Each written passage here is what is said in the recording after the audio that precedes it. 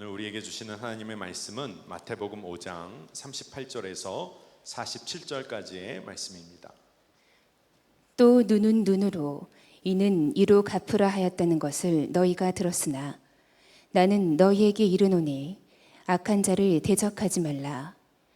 누구든지 내 오른편 뺨을 치거든 왼편도 돌려대며 또 너를 고발하여 속옷을 가지고자 하는 자에게 겉옷까지도 가지게 하며 또 누구든지 너로 억지로 오리를 가게 하거든 그 사람과 십리를 동행하고 내게 구하는 자에게 주며 내게 꾸고자 하는 자에게 거절하지 말라. 또 내 이웃을 사랑하고 내 원수를 미워하라 하였다는 것을 너희가 들었으나 나는 너희에게 이르노니 너희 원수를 사랑하며 너희를 박해하는 자를 위하여 기도하라. 이같이 한즉 하늘에 계신 너희 아버지의 아들이 되리니 이는 하나님이 그 해를 악인과 선인에게 비추시며 비를 의로운 자와 불의한 자에게 내려주심이라. 너희가 너희를 사랑하는 자를 사랑하면 무슨 상이 있으리요? 세리도 이같이 아니하느냐? 또 너희가 너희 형제에게만 무난하면 남보다 더한 것이 무엇이냐? 이방인들도 이같이 아니하느냐? 아멘. 주님의 말씀입니다. 다 자리하시겠습니다.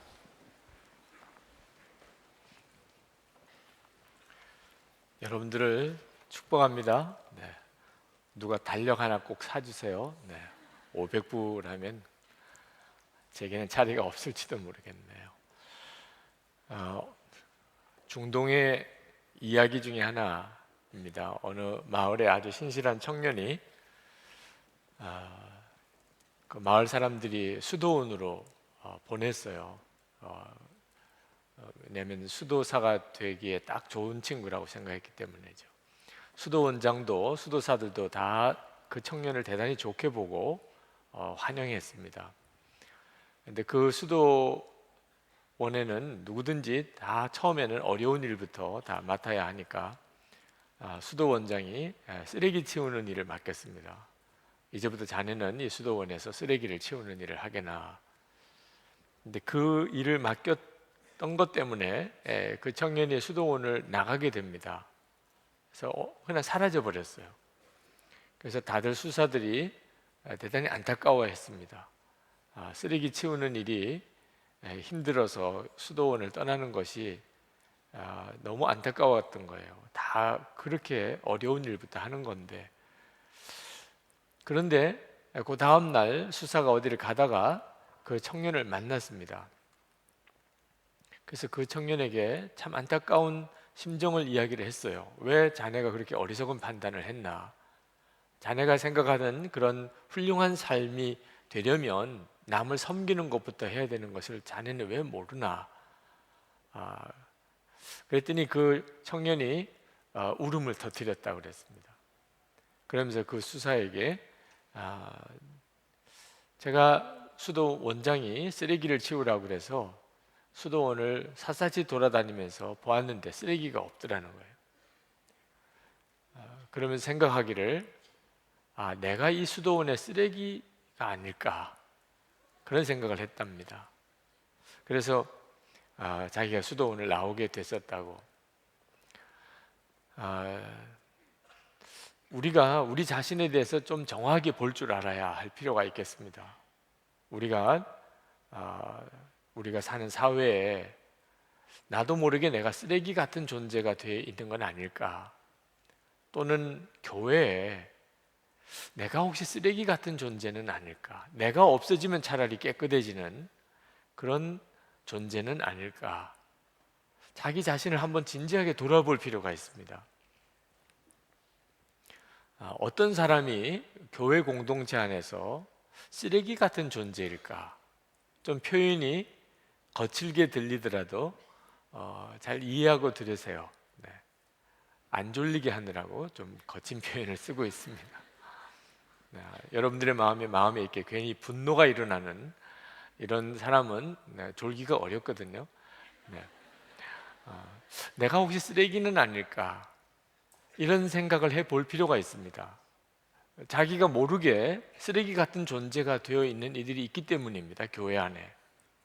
어떤 사람이 그렇죠? 말씀을 알지만 말씀대로 살지 않는 사람입니다. 말씀을 알고 있기 때문에 본인은 스스로가 자기를 속입니다. 자기가 그런 말씀을 가지고 믿고 또 살아가고 있다고 생각합니다. 예수님께서 이 반석과 모래에 기초를 둔 집을 지은 것에 비유를 하실 때 말씀을 듣고 행하지 않는 것과 말씀을 듣고 행하는 것 두 가지를 이야기하셨어요. 말씀을 듣고 그대로 행한 사람은 반석 위에 집을 지은 사람 같고, 말씀은 들었지만 행하지 않는 사람은 모래 위에 집을 지은 사람 같다. 지금도 크리스천들 중에 말씀을 많이 알지만 실제로는 그 말씀대로 안 살면서 본인은 스스로가 크리스천이라고 생각하고, 또 교회 공동체 안에서 나름대로 어떤 중요한 역할을 합니다. 담임 목사인 저부터 시작해서 아주 정말 심각하게 점검해 봐야 될 일, 그게 바로 쓰레기 같은 존재가 되어버려 있는 겁니다. 은혜의 가로막힘이 되어 있는 거죠. 주님이 그 사람 때문에 아무 역사를 못하고 있는 거예요.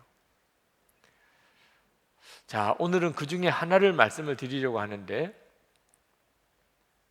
원수를 사랑하는 것입니다. 원수를 사랑하라는 것이 성경에 있는 줄 모르는 사람은 아마 이 자리에 없으실 거예요. 오늘 처음 오신 분 외에는.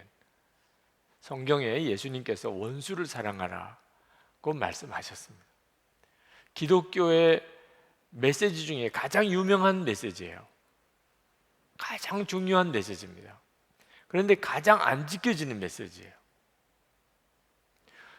여러분 스스로가 한번 대답해 보세요. 여러분은 원수를 사랑하는 사람입니까? 그 원수를 사랑하라는 말씀을 몰랐다면 그럼 아마 여러분들은 책임이 없으실 거예요. 근데 원수를 사랑하라고 하셨어요, 예수님께서. 하나님은 원수된 우리를 위해서 독생자를 주셨어요. 우리가 그런 은혜로 용서받았고 하나님의 자녀가 되는 권세를 얻었습니다. 이걸 은혜라고 하는 거죠. 그리고 우리도 원수를 용서하라고 그러셨어요. 그런데 나는 원수는 용서할 수 없어. 아직까지 나는 그럴 자신이 없어.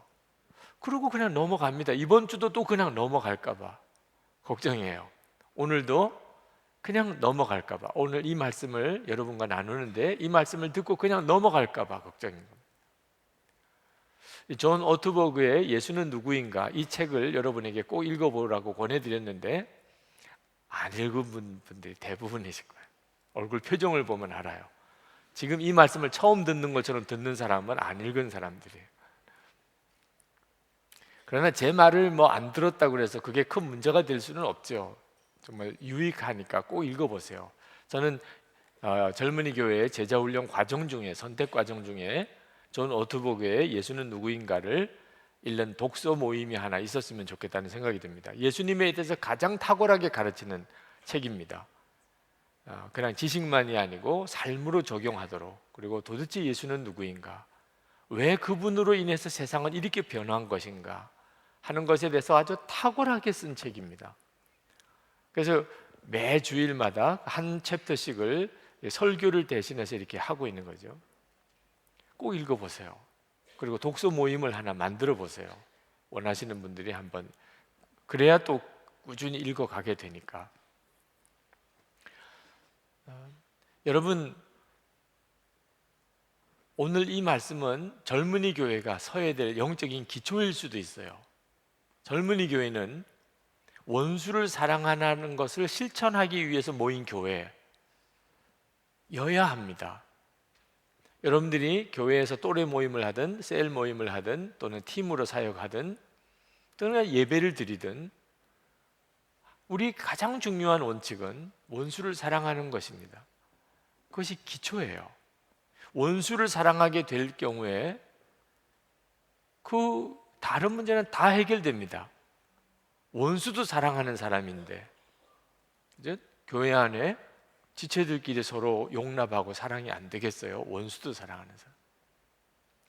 손양원 목사님은 동인 동신 두 아들을 죽인 공산당에 부역을 했던 안재선이라는 청년을 양자 삼았습니다. 그리고 얼마나 사랑했는지 모릅니다. 부흥회 다닐 때 꼭 그 안재선을 데리고 갔어요. 내 아들이라고 사람들에게 소개를 했습니다. 바로 이것이 기독교의 본질이고 우리의 기준이에요. 우리가 지금 예수를 잘 믿고 있는지 아닌지는 손양원 목사님이 기준입니다. 이것이 교회 안에서 철저히 지켜져야 합니다. 무엇을 하든지 항상 이 기준에 맞춰야 돼요. 우리가 지금 잘하고 있는지 못하고 있는지. 이 원수를 사랑하라는 메시지는 굉장히 이상한 메시지예요. 그때 당시에 고대 로마, 그리스, 그때 당시 예수님 당시 때 그 이전에 원수를 사랑한다는 개념이 없습니다. 사랑은 친구를 사랑하는 거예요. 원수는 복수하는 겁니다. 원수를 복수하는 것은 덕이에요. 우리나라도 부모님의 원수는 갚아야 하는 겁니다. 자녀들이 무슨 일이 있어도 부모의 원수는 갚아야 돼요. 그게 효도입니다. 그래서 깊은 산에 가서 이제 스승을 만나는 거잖아요. 거기서 무예를 닫고 이제 하산해라. 그럼 이제 내려와서 복수하는 거잖아요. 자기 아버지를 죽인 원수를 찾아가서 이제 진검승부를 하자. 그래가지고 이제 마지막에 본인도 많이 다치다가 마치 결정적인 한 칼에 원수를 죽이고 주로 무협지에 나오는 거죠. 네. 그게 사람들이 가지고 있는 일반적인 상식이었어요. 그걸 나쁘다고 말할 사람이 누가 있어요? 친구는 사랑하는 거고 원수는 갚는 겁니다. 그런데 예수님은 정말 이상한 말씀을 하셨어요. 마태복음 5장 44절에 나는 너희에게 이르노니 너희 원수를 사랑하며 너희를 박해하는 자를 위하여 기도하라. 이같이 한즉 하늘에 계신 너희 아버지 아들이 되리니. 그렇게 하는 것이 좋다, 한번 그렇게 살도록 애를 써보아가 아닙니다. 이것이 바로 구원받는 조건이에요. 구원받는 조건입니다. 여러분이 하나님의 자녀라고 하는 증거예요. 그러니까 여러분에게 원수 같은 사람을 만약에 여러분이 사랑할 수 없다면 여러분은 예수를 헛믿은 겁니다. 그냥 믿는 것처럼 보인 거예요. 나중에 하나님 앞에 갔을 때 주여 주여만 한 거지 실제로는 하나님의 자녀가 아닙니다. 하나님의 뜻대로 행하는 자라야 천국에 간다고 그랬지 않습니까?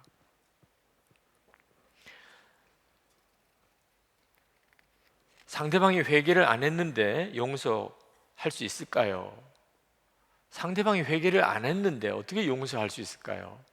용서에 대한 이야기, 원수 사랑에 대한 이야기를 하면 항상 나오는 질문입니다. 자, 기준 명확하게 합니다. 네. 용서와 화해는 다른 겁니다. 화해는 쌍방의 의지가 필요합니다. 서로가 잘못했다고 서로가 용서해달라고 그러면 화해가 이루어지죠. 뭐 적어도 잘못한 사람 또는 피해자 이렇게 있다면 이 가해자가 피해자에게 용서해 주세요.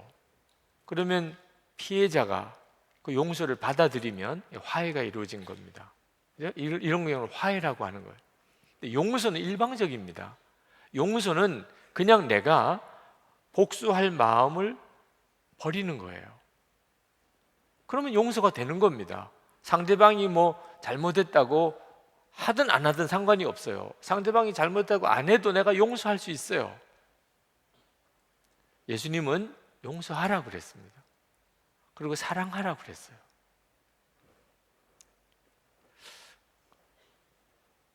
(46절부터) 주님은 이렇게 말씀합니다. 너희가 너희를 사랑하는 자를 사랑하면 무슨 상이 있으리요? 세리도 이같이 아니하느냐? 또 너희가 너희 형제에게만 무난하면 남보다 더하는 것이 무엇이냐? 이방인들도 이같이 아니하느냐? 아니, 자기를 좋아하는 사람, 사랑하는 사람, 잘못했다고 하는 사람, 이런 사람만 용서하는 거라면 그러면 뭐 용서했다고 그래서 특별히 잘한 게 뭐 있냐는 거예요. 그건 다른 사람도 다 그렇게 하지 않느냐? 하나님의 자녀가 다른 게 뭐죠? 저 사람은 잘못했다고 회개도 안 하는데도 나는 그 사람을 용서하는 겁니다. 무난하라, 너희 형제에게만 무난하면 이라고 이렇게 표현을 했는데, 이 무난하다라고 하는 표현은 그냥 우리가 어떤 사람을 그 존재를 인정하는 거, 그 다음에 내 세계 속에 그를 맞아들이는 정도. 우리식으로 요즘 표현하면 안녕하세요 이렇게. 오늘 여러분들이 교회 예배드릴 거 왔는데 모르는 사람도 많으실 거예요, 그죠? 저 사람이 우리 교회 교인인지 자체를 모르는 사람. 근데 세울 활동도 하고 또 또래 모임에도 참석하고 또 팀으로도 섬기고 단기 선교도 갔다 오고 뭐 그러다 보면 이제 알게 되잖아요. 얼굴도 알게 되고. 그러면 인사하게 되죠. 안녕하세요 이렇게. 네. 그럼 무난한다고 이렇게 말하죠, 우리도. 근데 성경이 말하는 무난은 그런 표현이 아니고 샬롬 알레카, 예수님 시대 때 무난 인사는 샬롬 알레카, 당신에게 평안이 있을지어다, 기도해 주는 거예요. 그러니까 무난한다는 말은 상대방이 정말 하나님의 평안 속에 들어가기를, 그가 문제가 없이 살기를 그렇게 기도해 주고 소원하는 것을 말합니다. 그러니까 그냥 스치듯이 지나가면서 요즘에 우리식으로 안녕하세요 이렇게 하는 거는 무난이 아니에요. 무난하라, 그 말은 진심으로 빌어주는 거예요. 그가 잘 되기를, 그가 평안하기를. 그러니까 나에게 뭘 잘못한 사람에게, 나를 굉장히 힘들게 한 사람에게 내가 마음으로 그가 잘 되기를, 이건 정말 힘든 거죠. 이게 예수님께서 말씀하신 기준이에요. 프린스턴 대학교의 최초의 여성 정교수였던 한나 아렌트 교수가 원수를 용서하고 사랑하는 일이야말로 인류를 향한 기독교 고유의 공헌이라고 했어요. 예수님 때문에 생긴 개념이에요. 원수를 사랑한다는, 원수를 위해서 축복한다는. 예수님께서 한 번은 제자들과 함께 갈릴리 호숫가에서 말씀을 전하고, 그리고는 우리가 저편으로 건너가자라는 말씀을 하셨습니다. 우리는 이 성경을 읽을 때 예수님께서 이쪽 편에 계시다가 저쪽 편으로 가셨구나 이렇게 해석이 돼요. 그죠? 뭐 해석상에 큰 어려움이 없죠. 네. 그런데 성경 자체를 가만히 아는 사람은 엄청난 말씀이에요. 예수님이 말씀하신 저편이라고 하는 것은 제자들에게 있어서는 충격이에요. 왜냐하면 저편은 유대인들로서는 도무지 갈 수 없는 편을 말하기 때문에. 이 갈릴리 저편, 데가볼리 지방, 열 고울의 지방이라는 뜻인데, 그 갈릴리 호수에 이쪽 편과 저쪽 편이 있습니다. 성지순례 갔다가 갈릴리 호수에서 이제 몇 번 거기서 묵었는데, 처음에 갔을 때는 지금 예수님이 말씀하신 저편에서 묵었어요. 데가볼리 지방 쪽에. 두 번째 갔을 때는 이쪽 편에서 묵었습니다. 근데 지금은 뭐 가보면 큰 차이가 없지만 예수님 당시 때는 이건 정말 서로가 건너가기 어려운 엄청난 경계선입니다.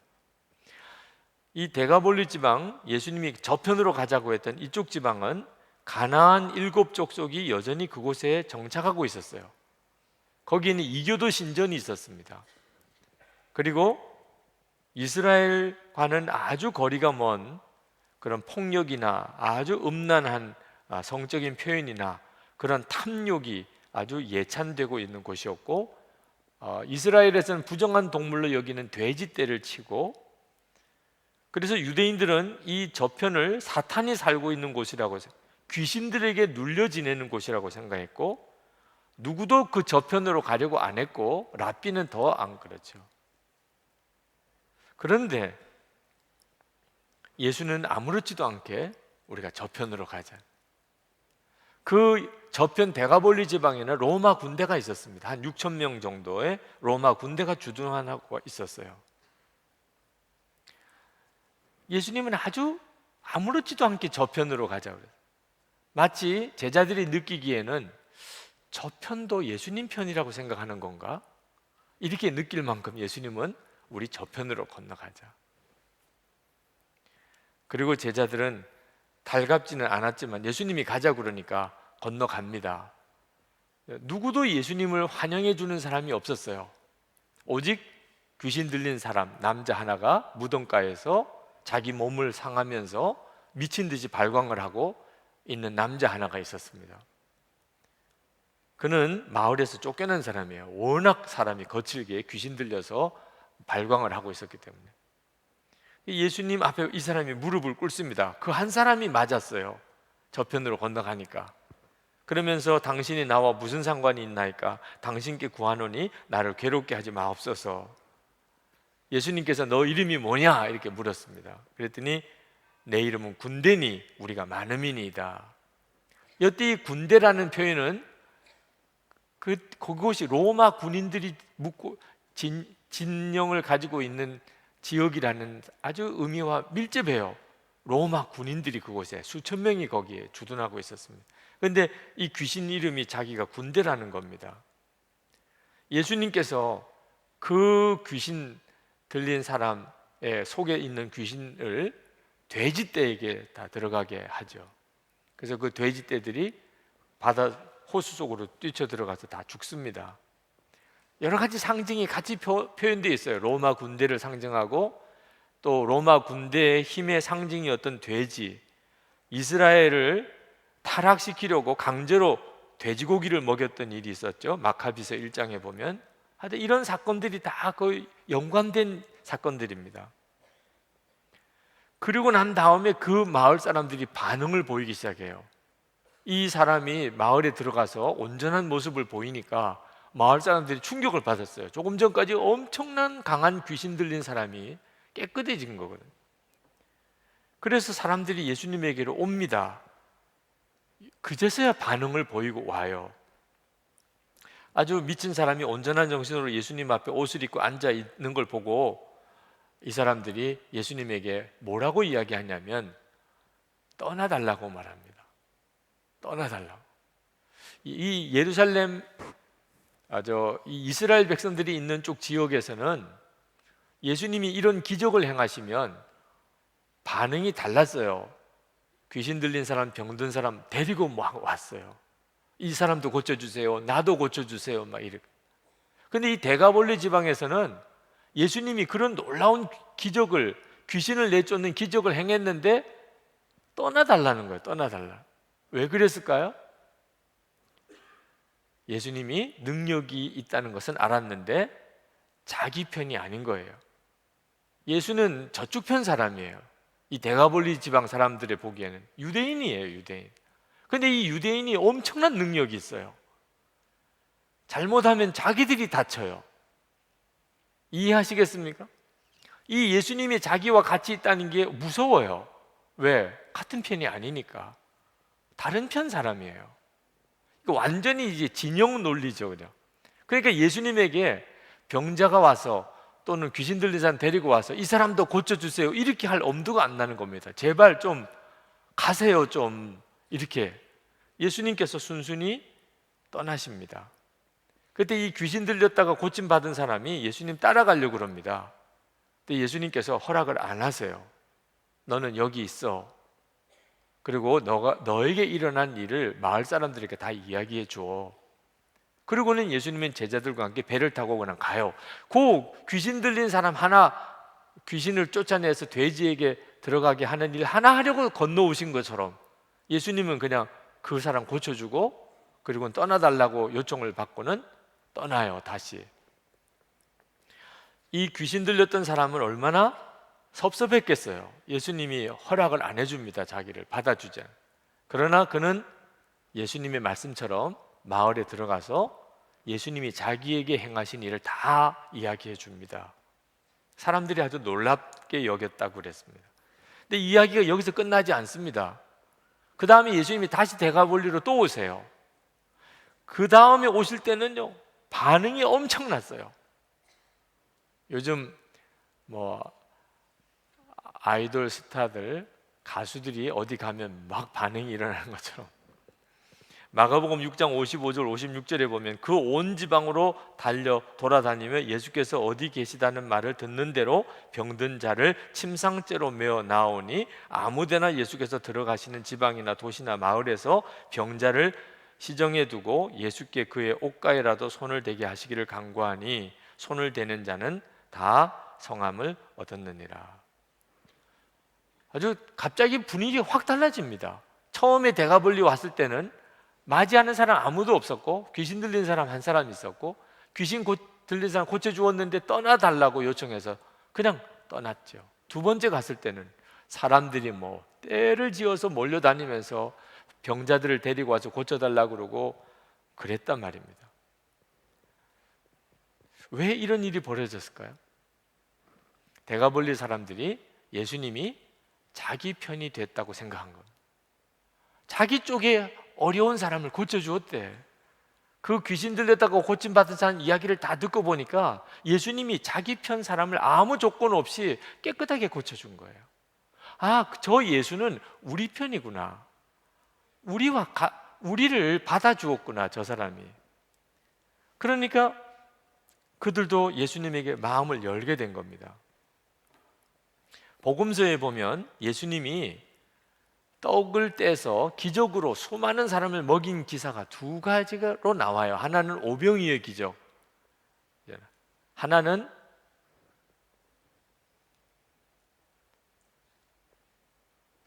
오병이의 기적을 통해서 12광주를 남긴 기적이 하나 나오죠. 그 다음에 건너편, 저편으로 건너가서 똑같은 기적을 통해서 이번에는 남은 음식을 7광주리를 남깁니다. 마가복음 6장에서는 예수님이 호수의 이스라엘 쪽 편에서 무리를 먹이고 12광주리를 남깁니다. 12지파를 상상하는 거죠. 근데 마가복음 8장에서는 예수님께서 저편으로 건너가세요. 대가벌리 지방으로. 거기서 또 똑같은 기적을 행하십니다. 그런데 이번에는 남은 광주리가 7광주리예요. 성경에는 정확하게 그 의미를 이야기해 주고 있지 않지만 이쪽 편에는 12지파를 상징하고 이스라엘 쪽에는 대가볼리 지방에는 가나안 7족속을 상징한다고 충분히 이해할 수 있죠. 7광주를 남기고 12광주를 남깁니다. 예수님은 말씀하고 싶으신 것 같아요. 12지파에게 기쁜 소식이 임했다. 그러나 가나안 7족속에게도 기쁜 소식이 임했다. 12지파와 7족속은 예수님 나에게는 전혀 차이가 없다. 나는 그들을 모두 사랑한다. 이 편과 저 편 모두를 위한 기쁜 소식이다. 그러니까 예수님은 철저하게 편을 없애는 거예요. 유대인하고 이방인은 엄청난 편가름입니다. 근데 예수님은 그게 무너져야 된다고 생각해요. 예수님은 이 편 저 편이 없다는 거죠. 그분이 예수님이세요. 우리도 모르게 편 가르기를 굉장히 좋아합니다. 우리와 저 사람들, 종교적인 이유도 그렇죠. 그죠? 여러분도 아마 직장에 가든지 학교에 가면 여러분 나름대로 편가름을 할 거요. 여기 누구누구는 불교 신자, 누구누구는 천주교, 우리 기독교인은 몇 명, 이렇게 금방 우리는 편가름이 딱 됩니다. 그죠? 그리고 조금 지나다 보면 경상도 누구누구, 전라도 누구, 충청도 누구, 강원도 누구, 저 사람은 고향 사람이네. 딱 금방 편가름이 돼요. 남자 여자는 뭐 너무 당연하게 남자 여자, 그죠? 그러다가 조금 더 가면 같은 교인끼리도 사랑의 교회의 교인, 선한 목자 교회, 온누리 교회 교인, 이름 없는 작은 교회, 이렇게 편가름이 돼요. 우리 본능이에요, 정말. 근데 여러분 꼭 기억하실 것은 예수님은 편 가르지 않았다는 거예요. 편 가른 걸 다 무너뜨린 분이세요. 우리는 내 편이라고 생각하는 사람에게는 할 수 있는 대로 좋게 보려고 합니다. 상대편 쪽 편은 할 수 있는 대로 인색하게 봐요. 어느 연구팀이 캠프에서 남자아이들 두 그룹으로 나눴어요. 아무 기준 없이 그냥 나눴어요. 두 그룹으로 나눴어요. 그리고 난 다음에 한 아이를 불러다가 돈을 주었습니다. 그리고 이걸 가지고 양쪽 편 그룹에 가서 나눠주라. 그는 지시는 나눠주라고 한 거예요. 돈을 주고. 처음에는 이 연구팀이 의도했던 것은 이 양쪽 그룹을 약간의 경쟁을 막 붙이기 시작을 해서 서서히 이제 자기 편이라고 하는 의식이 강해지면서 이런 경우에 어떻게 서로 차등 대우를 하는지를 보고 싶었던 거예요. 돈을 이제 가서 전해주는데 자기 편 사람에게는 많이 주고 상대편 사람에게는 조금 줘요. 왜? 그냥 나눠주라고 그랬으니까. 공정하게 반반으로 나눠주는지, 내 쪽 편 그룹 사람에게는 많이 주고 저쪽에는 적게 주는지, 그거를 이제 실험하려고 처음에는 그냥 나눠주라, 그 다음에는 조금 경쟁을 붙인 다음에 나눠주라, 그 다음에는 굉장히 서로 관계가 좀 격해진 다음에 또 나눠주라, 그러면 어떤 차이가 나는지를 보려고. 근데 연구팀이 전혀 예상하지 못하게 아무 경쟁 의식도 없었고 그냥 무작위로 둘로 나눈 거예요. 너는 이 그룹, 너는 이 그룹. 그리고 그 중에 한 사람을 불러다가 이 돈을 가져다가 두 그룹에서 한 사람씩 택해가지고 돈을 나눠줘. 그랬더니 자기가 속해 있는 그룹의 아이에게 돈을 더 많이 주는 거예요.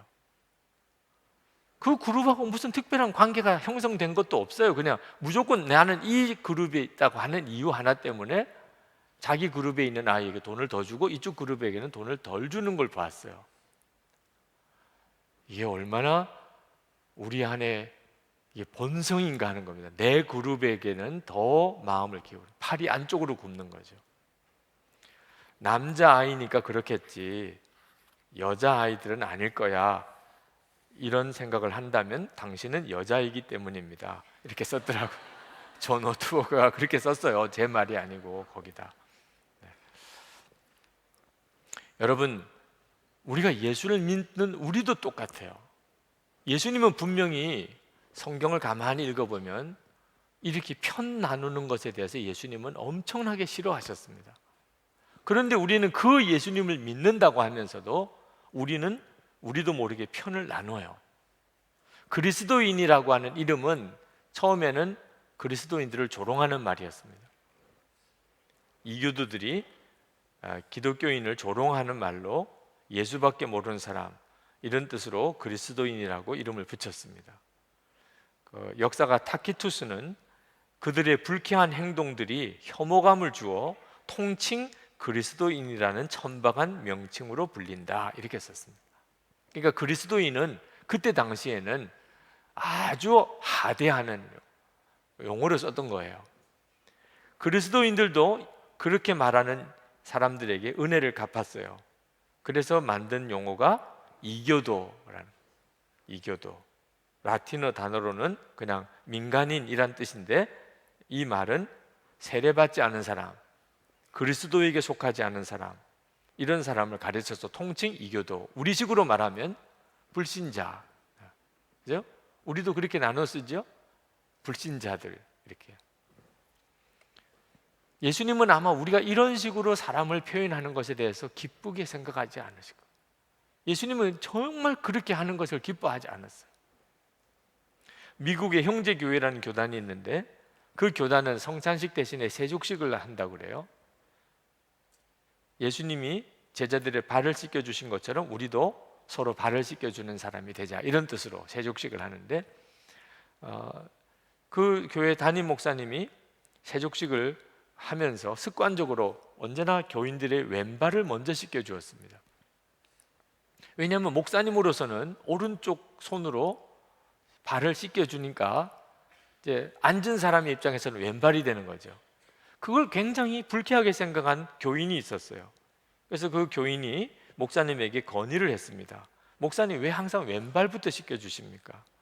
성경은 언제나 오른쪽이 좋다고 하지 않았습니까? 그러니 이제부터는 오른발부터 먼저 씻어주시면 좋겠습니다. 건의했어요. 목사님은 말도 안 되는 건의라고 생각했어요. 그게 오른발이면 어떻고 왼발이면 어떠냐, 성경에 나와 있는 근거도 없이 세족식은 오른발부터 하라, 이런 말이 없잖아요. 그래서 목사님은 대수롭지 않게 넘겼습니다. 근데 그 다음 세족식 때 장로님은 잔뜩 기대를 가지고 참석했어요. 내가 건의를 했으니까 목사님이 오른발부터 씻겨주겠지. 근데 그 세족식 때 목사님은 아무 생각 없이 여전히 하던 것처럼 왼발부터 씻겨주셨어요. 화가 났습니다, 이분이. 그래서 다른 교인들을 선동해서 교회를 따로 개척을 했어요. 그리고 이름을 오른발 교회라고 이렇게 했어요. 여러분들이 다 웃는데 말입니다. 지금 제가 딱이 어디라고 이야기를 못해서 지금 이런 비유를 쓰는 거예요. 딱이 어디라고 말을 못해서. 우리가 맨 이런 식으로 갈라진 거라니까. 지금 교파가 많아요.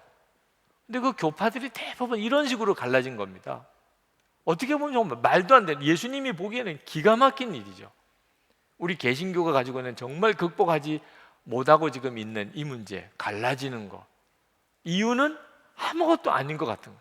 지금 여러분이 듣고는 너무나 기가 막혀서 웃는 그 웃음을 사실 우리 개신교가 이 극복을 못하는 거예요. 예수교하고 기독교는 같은 건데 어디는 예수교, 어디는 기독교. 거기까지만 이야기할게요. 네. 한 남자가 샌프란시스코 금문교를 걷다가 어떤 여자가 혼자 서 있는 것을 보았습니다. 그 여자는 굉장히 외로워 보였어요. 어쩌면 그는 자살을 하려고 그 다리에 올라가고 있는 것 같이도 보였습니다. 그래서 이 남자가 그 여자에게 달려갔어요. 하나님이 당신을 사랑하십니다 라고 전해주었어요. 그 여자의 눈에는 눈물이 맺혔습니다. 그 남자가 그 여자에게 물었어요. 당신은 크리스천이십니까? 유대교인입니까? 힌두교인입니까? 그랬더니 그 여자가 기독교인이라고 그랬어요. 그래서 이 남자가 저도 그런데요. 정말 세상에 참 작은 곳이군요. 그러면 당신은 개신교인입니까? 천주교인입니까? 그랬더니 그 여자가 개신교인이에요. 저도 그래요.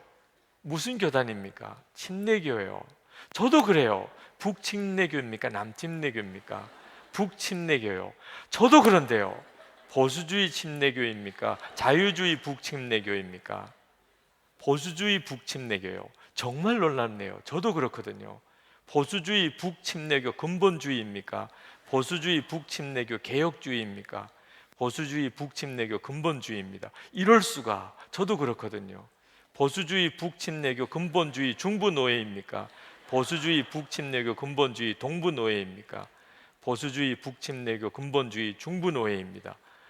기적이군요. 보수주의 북침례교 근본주의 중부노예 1896년 공의회입니까? 보수주의 북침례교 근본주의 중부노예 1912년 공의회입니까? 보수주의 북침례교 근본주의 중부노예 1912년 공의회입니다. 그러자 남자가 소리쳤다. 이단이군요. 죽어버리세요. 그리고 여자를 난간에서 떠밀어 버렸다. 물론 뭐 만든 조크겠죠. 네. 이 개신교가 가지고 있는 딜레마예요. 네. 여러분, 이런 일을 우리가 하고 있어요. 교회 안에서. 여러분들은 안 그런 줄 아십니까? 여러분들은 또래끼리 뭐 경쟁 없습니까? 셀끼리 뭐 시기 질투 없습니까?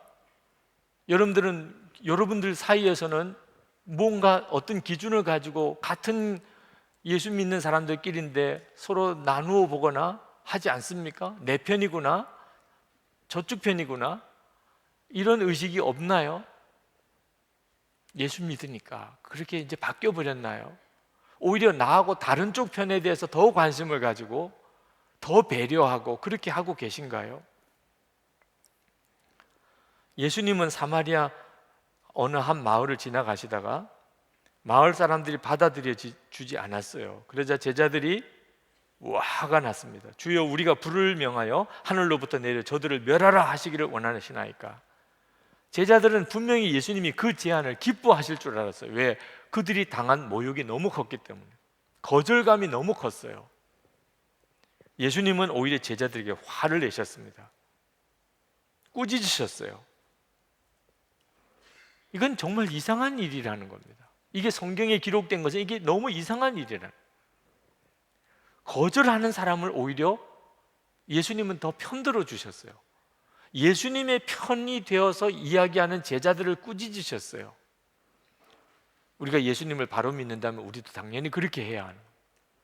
우리도 무슨 학교나 지방이나 또는 남녀나 또는 여호수아 또는 느헤미야 이렇게 나눌 때 여러분들이 기준을 분명하게 하셔야 돼요. 오히려 상대방 편을 더 편들어 줘야 돼요. 그러면 정말 예수님을 잘 믿는 사람입니다. 성경에 사마리아 사람은 다 좋은 사람으로, 선한 사람으로 이렇게 수식어가 붙습니다. 그건 예수님께서 그런 눈으로 사마리아 사람들을 보시고 말씀하셨기 때문에, 사마리아 사람이 다 좋은 사람이기 때문에 그렇지 않습니다. 예수님은 오히려 사마리아 사람들 쪽으로 항상 좋게 이야기를 하셨어요. 예수님 마지막에 체포당하실 때 베드로가 검을 뽑아서 말고라는 사람의 귀를 베어 떨어뜨렸어요. 예수님은 베드로에게 검을 치우라고 하고 떨어진 귀를 집어서 다시 말고의 이 머리에 붙여 주었습니다. 그때 예수님은 이 말고에게 무슨 말을 했을까요? 내 제자 베드로 때문에 미안하오. 3년을 가르쳤는데 아직도 부족한 게 많소. 귀 문제는 내가 사과하겠소. 존 오트버그가 쓴 겁니다. 네, 그랬을 거라고. 말고에게 나 얘 때문에 정말 너무 미치겠어. 정말 미안해. 귀가 많이 상했네. 하여튼 내가 사과할게. 진심으로. 그 대신에 기적적으로 고쳐드릴게. 그래가지고 이렇게 한 주 뒤에 실밥 풀러 오세요. 이렇게 했는지도 모르죠. 그날 밤에 말고는 집에 들어가서 부인에게 이렇게 말했을 거라고 생각이 듭니다. 오늘 정말 이상한 일이 있었어. 내 귀가 잘려나갔는데 십자가에 못 박으려고 내가 잡으러 간 그 사람이 나를 고쳐주었어. 대체 왜 그랬을까? 이 기사는요, 사복음서에 다 나옵니다. 예수님은 자기를 잡으러 온 사람 편을 들어주었어요.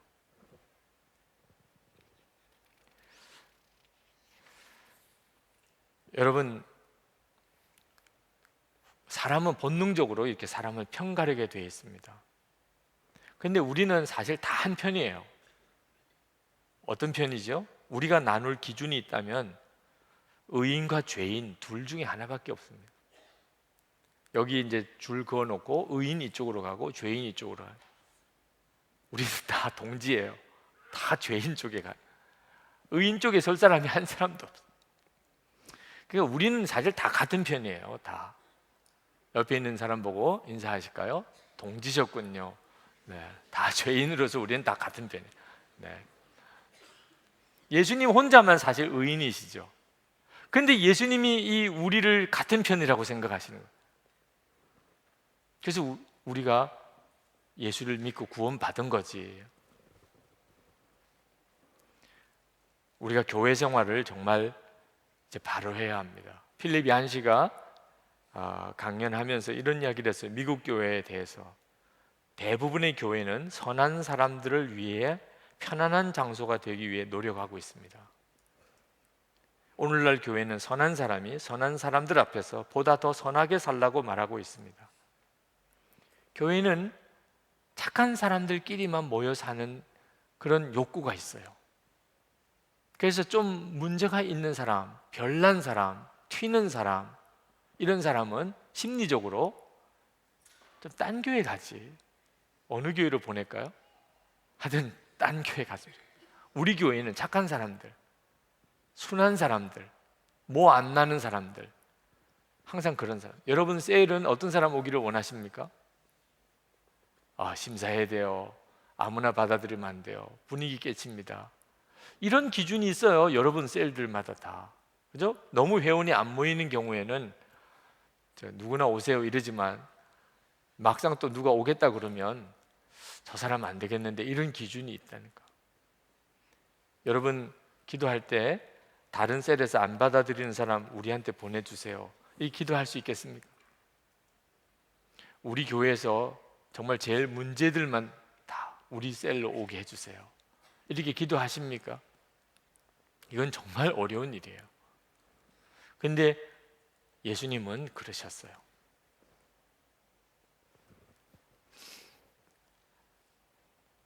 그 2006년 10월에 펜실베니아주에 있는 랭카스터 카운티에 있는 학교에 5명의 아이들이 총을 맞고 목숨을 잃었는데 그 공동체가 아미시 공동체입니다.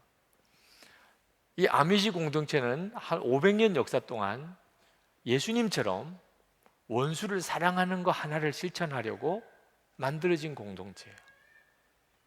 그 아미시 공동체에서 이 사건을 어떻게 다루었나?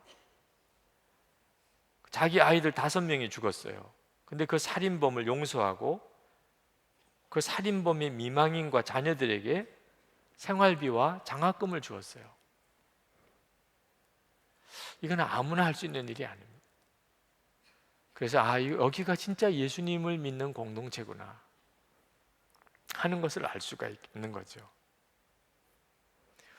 이 예수님의 가르침을 실제로 실천했던 사람들이 있어요. 톨스토이가 부활이라는 책에서 예수님의 이 원수를 사랑하는 것에 대한 메시지를 소설로 썼습니다. 그 톨스토이의 책을 읽고 감동을 받은 사람이 영국에서 공부하던 한 변호사예요. 그는 톨스토이의 이념을 담은 그 공동체를 그는 설립을 했습니다. 톨스토이가 그 생애 마지막에 친척이 아닌 사람에게 쓴 편지가 있는데 이 변호사에게 보낸 편지예요. 왜냐하면 그는 정말 예수님의 방식대로 살았다고 생각했기 때문에. 그 변호사 이름이 마하트마 간디입니다. 그는 인도로 돌아가서 그가 크리스천이 되지는 않았지만 이 원수를 사랑하고 용서하고 사랑하는 이 말씀을 실천하면서 살려고 애를 썼어요. 크리스천들이 부끄럽죠. 우리는 예수님의 생명으로 산다고 하면서도 크리스천이 아닌 이 간디만 못한 거죠. 만약에 여기는 우리 모두가 다 우리가 가지고 있는 힘이 너무 없지만 우리가 집에서, 학교에서, 직장에서 원수를 사랑하라는 이 말씀을 실천하려고 우리가 목숨을 걸고 정말 그렇게 살기 시작하면 무슨 일이 벌어질까요? 여기 있는 사람 한 1000명의 청년들이, 선한목자교회 젊은이교회 1000명의 청년들이 우리가 이제부터 사는 우리의 삶의 기준은 하나, 원수도 사랑하는, 그렇게 살다가 주님 앞에 가는 거예요. 결국은 어떻게 될지 우리는 모르겠어요. 그래서 주님이 우리에게 제일 중요하게 주신 명령은 원수도 사랑하라. 편 가르지 마. 상대편 편을 오히려 더 위에 주는 거예요. 그렇게 살아보자. 바보 소리 듣겠죠? 한동안 아마 우리 굉장히 어려울 거예요. 그러나 아마 세상은 서서히 변화하기 시작할 거예요. 마하트마 간디 한 사람 때문에 엄청난 영향이 있잖아요. 우리가 다 그렇게 살기 시작합니다. 손양원 목사님처럼 아예 그렇게 살기로 결심했어요. 결과는 주님께 맡기고. 젊은이 교회의 기준이 원수 사랑. 우리가 모여서 무슨 활동을 하든지 기준은 원수 사랑. 서로 상처 주고 어려움 당한 사람 오히려 내가 더 사랑하는, 상대편을 더 위해 주는 거예요. 또래끼리도 셀끼리도 무슨 문제가 하다못해 무슨 공간 하나를 가지고 서로 사용하겠다는 문제가 생겼을 경우 서로가 다 당신들이 쓰세요. 우리들은 복도에서 모이면 돼요. 네. 그러느라고 다 복도에서 모이는. 그러면 저는요, 젊은이 교회는 세상 뒤집어요. 그게 우리의 생활이에요. 그래서 어디 가서든지 저 친구들이 왜 저러지? 선한목자교회 젊은이 교회 출신이래. 선한목자교회 젊은이 교회 청년들이래. 세상 뒤집을 수 있어요. 이 아무것도 아닌 이것이 말입니다. 이게 세상의 영과 싸우는 거죠. 그런데 이거는 의식만 가지고 안 돼요. 성령의 역사가 필요해요. 다음 주에는 제가 일본 가서 일본 중앙영광교회 창립 20주년 예배를 인도하게 됩니다. 근데 장로 수련회도 겸해서 이번에 하기로 했습니다. 그래서 장로님들이 다 같이 갔어요. 장로님들하고 일본에 가서 수련회 했던 적이 있었습니다. 2010년이에요. 지금부터 한 5년 전입니다. 2010년 3월 1일에 일본에서 이제 수련회 하는 날 새벽 기도 하는데 오늘은 내가 강하게 역사할 것이라. 저는 그런 주님의 마음의 감동을 그렇게 받아본 적이 없었어요.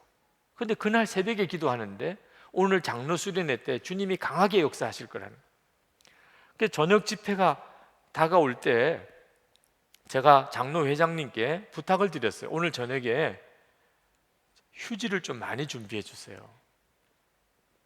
왜냐면 주님이 강하게 역사하면 뭐 회개가 터지고 뭐 상황이 그렇잖아요. 근데 휴지가 없으면 난감하니까 휴지를 좀 준비해 달라고 했더니 너무 많이 준비하셨어요. 그래서 아니 이 많은 휴지를 참 어떻게 하나 이런 걱정이 들 정도가 되어서 이제 저녁 집회가 시작이 됐는데 그때 제가 전했던 메시지가 예수님 안에 거하자는 거예요. 주님 안에 거하자. 그 말씀을 간단히 전하고 그리고 우리가 다 주님 안에 거하는 기도를 드리자고 이제 통성 기도를 시작을 했는데 저는 제 마음에 엄청 역사가 일어날 줄 알았어요. 근데 너무 맹숭맹숭한 겁니다. 막 소리를 지르면서 기도를 하시는 장로님도 계시긴 했는데 그게 성령에 의해서 된 거하고 막 악을 쓰는 거하고는 다르잖아요. 막 안타까워서 기도는 하시는데 성령에 의해서 이렇게 우리 가운데 역사가 일어나고 있다는 느낌은 들지 않았어요. 제가 뭐가 문제인가? 주님은 분명히 크게 역사하실 거라 했고 휴지까지 이렇게 많이 준비했는데 근데 그때 제 마음에 떠오르는 주님의 음성이 있었어요. 너희 서로 사이에 막힌 담이 있다. 그 너희 사이에 담을 내버려 두고 나하고 사이에 장벽만 무너지기를 원하는 것이 합당하냐. 그래서 제가 찬송으로 기도를 마무리하고 우리 장로님들 사이에 서로 마음에 막힌 것이 있습니까? 그것부터 먼저 해결합시다. 그리고 기도합시다. 여러분 혹시라도 마음에 섭섭한 사람, 그동안 마음에 미워했던 사람, 판단했던 사람 있으면 찾아가서 회개하고 용서를 구하십시오. 그런데 아무도 안 움직이는 거예요. 제가 생각해 보니까 야 이건 쉽지 않은 일 같아요. 왜냐하면 갑자기 가서 당신 미워했어요.